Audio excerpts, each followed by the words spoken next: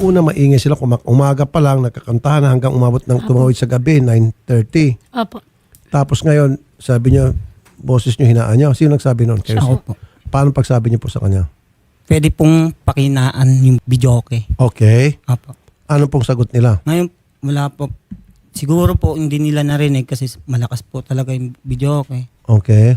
Ngayon po, nakapagsalita po ako na hindi maganda na ang pangit ng boses niyo. Paano niyo pasabi? Habang kumakanta, narinig nila yung pagsabi, ang pangit ng boses niyo, samantalang hinaan yung video, hindi nila narinig. Hindi po. Doon sa ang pangit na boses. So, ibig sabihin, they want to hear what they want to hear. So, nung pagsabi niyo, pangit yung boses niyo, Umakyat po ako. umakyat nga, tumigil. Hindi po, Hindi umakyat po, po siya para umakyat po bumili ako, ng bumili ng yosi. yosi. Ngayon po, inabangan po siya ni Kuya Alex. Tapos doon na po siya binugbog. Sinabi po na, ano bang problema mo? Bigla po siya binugbog. Ito ba nakarating sa pulis natin, mga kapulisan? Opo, ano po kami, blatter po doon. Kasi ang nangyari po nun, pagpunta po namin doon, nung duguan na ako, nakapag-bandage na po yung ulo ko. Pumunta po kami doon din, ang sabi po ng pulis, ano po, sarado po ang opisina nila kasi daw po sa linggo. Oh! Anong pangalan ni pulis? Yun Anong lang police po. station yun? Petron Police Station? Saang lugar? Hindi sir. Sa may Antipolo. Kogyo. Antipolo po. Sa may Kogyo, Antipolo. yun, sir. Antipolo. Sa Kogyo po. Antipolo, Rizal, Kogyo. Magandang hapon po sa inyo, Mr. and Mrs. Distor. Magandang hapon po, Sir Rapi. Okay. Bakit naman po ganon? Inaawat kayo, hinaan yung boses ninyo kasi nakakadisturbo nga, 9:30 ng gabi, ang lakas ng videoke. Eh ngayon, napikon na itong complaint namin, sinabi ang pangit ng boses nyo. Nagkagulo. Bakit ganun po? Hindi po, ganun po, Sir Rapi, nangyari kasi po, 9 pa lang po, nagmamaoy na po yan, sobrang lango na po yung Sir Ramil Cairo. Tapos po, nagsisigaw na mga nyo, huwag kayo maingay, magpapangkit ng mga busis nyo. Tapos po, nung paglabas po ng anak ko, siguro bibili po, yun po, natsambahan niya po yung anak ko doon sa labas kasi pumunta po yan doon mismo sa may po ng harapan ng bahay po namin. Doon po niya nasapak yung anak ko. Tapos yung po, tinawag po ako ng anak ko. May mga nakarinig din po doon na nagtalagang siya po ay yung nambabastos. Yung isa po ngang bisita namin, papasok po si Rapi doon sa bahay sana namin kasi makikijaming din kasi nagbarkada po namin. Kaso nakita po niya na parang gusto pong pumunta po doon sa papasok doon. Yung Ramil Cairo kasi yun po ang nangyari. Kaya nung naglabasan po kami na tinawag ako ng anak ko, naglabas po ako, yun po, anuhin ko po sana kakausapin po siya. Kaso po, sumunod po yung mga kapatid ko. Hindi nga po nalaman nila na nasaktan po yung anak ko. Tapos yun po, nagkarambulan na po. Okay, ma'am, ang tanong ko, 9:30 ng gabi, tapos sabi mo may mga darating pa makijaming. Hindi nyo naman po yun naisip po. na, siyempre, yung mga tao, ganong oras, gusto magpahinga yung iba, yung iba gusto matulog. Sana tinigil na, 7 o'clock pa lang, wala pa ata dapat 7, tinigil niya pag-videoke. Kung gusto niya, punta kayo sa mga videokehan talaga dahil yun, meron silang soundproof sa kanilang mga establishmento at pang commercial yon, hindi residential. Bakit ganon? Dapat marunong ho kayong magtansya na pag oras ng tumigil-tigil na, wag po ituloy-tuloy hanggang 10 oras ng gabi. Kung nakipag-usap po sila sa amin, ititigil naman po namin kasi once IRL naman po kami mag-jamming-jamming po, sir. Kasi kung sila nga po, halos lagi po sila na kahit anong oras po, umaabot po daw sila ng mga alauna ng madaling araw, hindi doon po kami umiimik. Kami po, kasi birthday po nung kapatid ko. Hindi lang po ngayon nangyari po yan. Ang dami ko na po ditong binarangay po sila dahil po sa oras po ng madaling araw, mag-aalos magdamag po sila, nagkakatuwaan, nagmamauy. Pag nalalasing po sila, andyan po yung panghahamon nila, pagbabanta po nila. Ma'am Merlinda, base po sa blatter sa inyong barangay, base po sa mga ginagawa niyong investigasyon, sino ba talaga ang troublemaker? Kasi ang sinasabi nung nandyan ngayon sa inyo, katabi nyo, troublemaker daw itong complainant namin at meron na rin sila mga sumbong. Hindi ko naman masabi na troublemaker sila, sir. Kasi wala naman silang record sa amin na troublemaker sila. Okay. May record ba itong complainant namin na sinusumbong dahil nagmamaoy daw? Yung nandyan ngayon. Sabi kasi na nandyan ngayon, ilang beses na rin silang nagsumbong sa barangay dahil nagmamaoy daw itong mga nandito. Yes or no? Ayon doon sa barangay, wala naman po. Itong huli lang po sila eh. Itong huli lang. taliwas ito sinasabi ni Alicia Opo. na marami na silang blatter against dito sa mga complainant namin. Hindi totoo. Hindi totoo. Ibang usapin naman, sir. Ibang usapin naman. Sa lupa naman nila yon, sa tirahan. Sa pagsanla ng bahay, hindi naman tungkol sa sa bugbugan. Sa pagmamaoy na sinasabi nila. Sa lupa. So, ibang usapan yon. Not related, sir. Yes, sir. Okay, kung kayo ang tatanungin ko, kasi mas kilala niyo po sila kaysa sa amin, sino po sa tingin niyo ang may problema talaga? Yung mga katabi mo ba o yung mga katabi ko? Ayon naman sa record namin, sir, wala namang record yung mga katabi nyo dyan. Ito mga katabi ko, wala rin record. Ito lang din huli. Yan lang yung simula talaga, sir, yung sa... Okay, sa kaso sino nila. sino yung palaging merong ginagawang pagbibidyoke gabi-gabi? Madalas may inuman, lasingan sa kanilang bahay. Kaninong grupo? Grupo nandyan o yung grupo nandito? Yung dito po.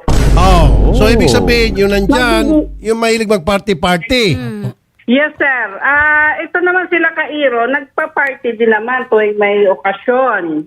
Okay. Pero wala namang sumbong sa amin. Wala namang complaint. So, therefore, ang may problema, yun nandyan sa katabi mo, yung mga katabi mo. Tama yung sec, pabalance ka, binabalansin mo. Kahit nakatabi mo sila, binabalansin mo po yung mga sinasabi nyo. Hanga po ako sa inyo, sec. Okay. Kayo ba'y makikipag-ayusan o makipagdemandahan? Kasi tutulungan namin kayo kung gusto magdemanda. Demanda po. Okay, ganitong gagawin natin. Sec, pakisabi kay chairman, mag-issue na lang na certificate to file action para idiretso na namin sa korte at pakulong natin yung mga nambugbog. Barangay Secretary. Actually, sir, may certificate to file action na sila, sir. Ay, magaling. Opo, sir. Nagpa-medical certificate. Mayroon po, may hawak po yun sila. Okay. Barangay Secretary, Madam, magaling po kayo. Hanga po ako sa inyo. Sana po sa susunod, pagkatapos ng termino ni chairman, ikaw na sana maging chairwoman dyan. Bagay sa iyo. Thank you, sir. Gusto ng kabila daw makipag-areglo. Hello po, Senator. Yes, ma'am. Kung pwede po, sir, para pupunta na lang po kami dyan sa inyo. Para, Magharap po para magkausap po kami lahat. at anong reason ba't gusto makipag-usap? Diretsyon mo na, makipag? Para kung sakali pong magkasundo or kung pwede lang po. Matanong ko lang muna, sino ba yung kumakanta na pangit daw ang boses? Taas ang kamay sa inyo. Sino dyan? Mga may bisita po kasi mga Sir Rapi Anong kanta ba yon? Ano ba yung kantang yon? Para doon nagpapabasa ng pasyon? Yun nga po kasi po Sir Rapi, di po ba mga nakainom? Yun po ang hindi ko po maintindihan. Siyempre po, Sir Ma'am, Rapi, mga nakainom din po. alam ko. Yung kanta po yung Ikaw ang Dahilan. Apa? Ikaw ang dahilan. Paano? Sample. Sample natin. Sige. Sir Rapi, hindi naman po ako Sir Rapi yung kumakanta.